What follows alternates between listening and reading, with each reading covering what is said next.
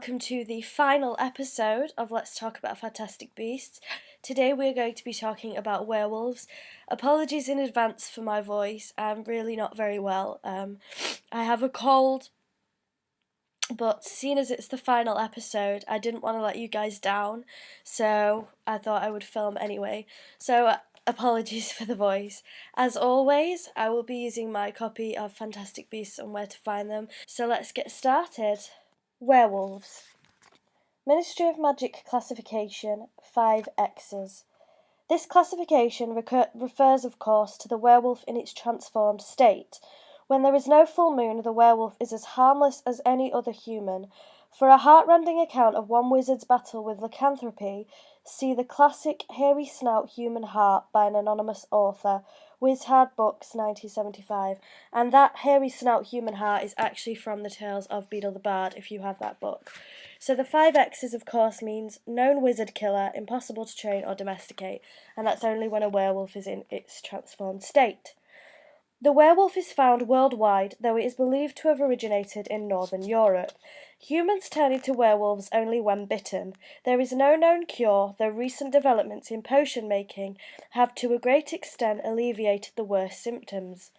Once a month, at the full moon, the otherwise sane and normal wizard or muggle afflicted transforms into a murderous beast.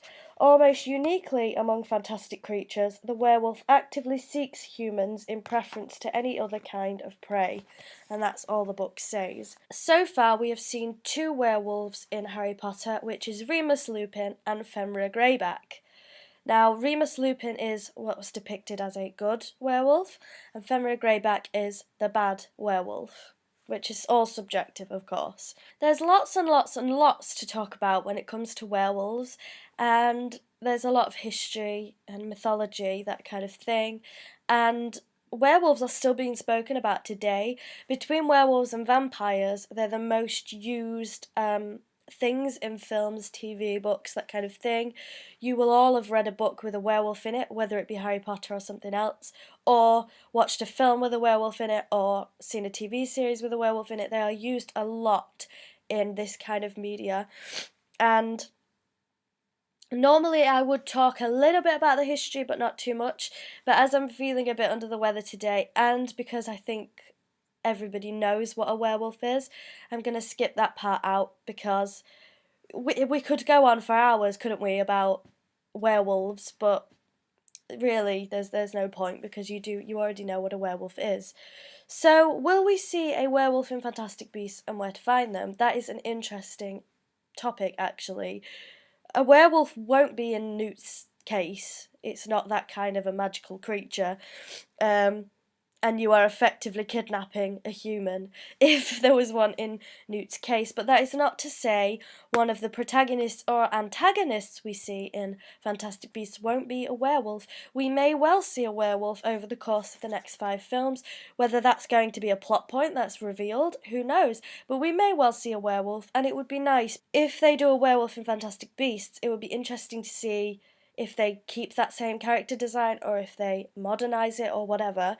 It would be interesting. I think I would like to see a werewolf character in Fantastic Beasts, yes. I think it would be nice for a werewolf to perhaps be a main character at one point in Fantastic Beasts. I think that would be really, really nice. But again, who can say? So, in terms of merchandise, we usually talk about is there any merchandise for werewolves? That is again a tricky subject, because there is merchandise for Remus Lupin in particular. There's action figures of Lupin, there's all this kind of stuff. Same for Fenrir Greyback. There is a Fenrir Greyback action figure. I do believe there is an action figure of Remus Lupin as the werewolf, but in terms of actual werewolf merchandise that isn't specifically Lupin, there's not that much. Most of the werewolf stuff tends to focus, obviously, on Remus Lupin. I'm very sorry about the shortness of the episode this week, especially because it's the final episode. I'm a little sad that I can't do too much, but I really, really don't feel great. And like I said, I don't want to delve too much into the mythology of a werewolf, because we would be here for a long time. So I am very sorry that this episode isn't as long as you are used to. But maybe it's good that it's the final episode, so we keep it short. But anyway, seeing as this is the final episode, there of course won't be an episode next Sunday. I do have a few ideas for series that can take the place of this one.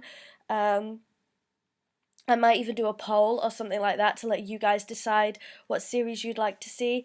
And please, if you could write in the comments box below whether you've actually enjoyed this series, whether you've watched this series, because I don't want to just be making these for no reason, you know. I really want to. I'm interested to know if you've even been enjoying them.